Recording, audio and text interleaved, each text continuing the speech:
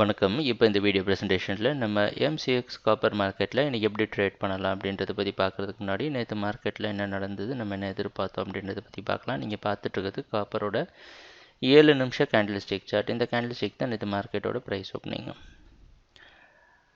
400க்கு கொஞ்சம் மேலே open ஆயிருந்தது copper market. நம்ம என்ன எதிர்பார்த்தோம் அப்படின்னா, கொஞ்சம் ஏற்ற இறக்கங்கள் சரியாக பிடிபடாத காரணத்தினாலையும் ஒரு கரெக்ஷன் இருக்கும் அப்படின்னு நம்ம எதிர்பார்த்துட்டு இருக்க காரணத்தினாலேயும் மார்க்கெட் வாட்ச் பண்ணலாம்.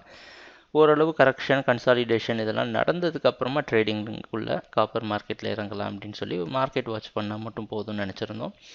ஓப்பன் ஆனதுலேருந்து ஏற்றத்தை கொடுத்து 406 பல முறை ரெசிஸ்டன்ஸ் எடுத்து அதுக்கப்புறம் 406லேருந்து தொடர் சரிவை சந்தித்து 12 பாயிண்ட் இறக்கத்தை கொடுத்து 393 வரைக்கும் கீழே வந்து 396 க்ளோஸ் ஆகிருக்கு. சொல்லப்போனால் முதல் ஆரம்பத்தில் நல்ல ஏற்றத்தில் இருந்தாலும் அதுக்கப்புறம் மார்க்கெட் தொடர் சரிவை கொடுத்துருக்கு. சரி, நம்ம எதிர்பார்த்த மாதிரி ஒரு பெரிய கரெக்ஷன் நடந்திருக்குன்னு சொல்லலாம். ஏன்னா 12 பாயிண்ட் ட்ராப் ஆகிருக்கு.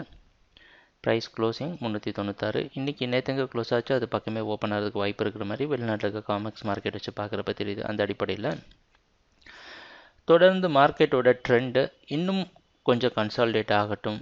கரெக்ஷன் நேற்று கொடுத்தா கூட ஏற்ற இறக்கங்கள் இன்னும் கொஞ்சம் நிதானமாக ஆகி ஒரு சைட்வைஸ் ப்ரைஸ் ஆக்ஷன், ஒரு கன்சாலிடேஷன் கிடைச்சதுக்கு அப்புறமா ஒரு நல்ல முடிவு எடுக்கலாம் அப்படின்றது தான் நம்மளுடைய ட்ரேடிங் திட்டம்.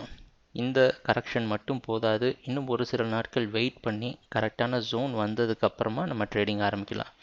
தினமும் ட்ரேட் பண்ணியே ஆகணுன்ற கட்டாயம் கிடையாது. ஏன்னா இந்த காப்பர் மார்க்கெட்டோட பையிங்கை ரொம்ப அழகாக அற்புதமாக நம்ம யூஸ் பண்ணியிருக்கிறோம். ஏற்கனவே சரியான இடத்துல வாங்குறதும், சில சந்தேகமாக இருக்க இடத்த நம்ம ட்ரேட் பண்ணாமல் விட்டதும், அந்த மாதிரி பல முறை நம்ம செஞ்சுருக்கிறோம். அந்த அடிப்படையில் கொஞ்சம் பொறுமையாக இருந்து மார்க்கெட்டில் ஒரு சில வாய்ப்புகள் இதனால் நழுவ விடலாம். உதாரணத்துக்கு மார்க்கெட்டில் நேற்று பார்த்தீங்கன்னா மார்க்கெட்டில் பை பண்ணியிருக்கலான்னு தோணும், அதுக்கப்புறம் செல் பண்ணியிருக்கலான்னு தோணும். நடந்து முடிஞ்ச மார்க்கெட்டை பார்க்குறப்ப எல்லாமே நல்லா தான் இருக்கும்.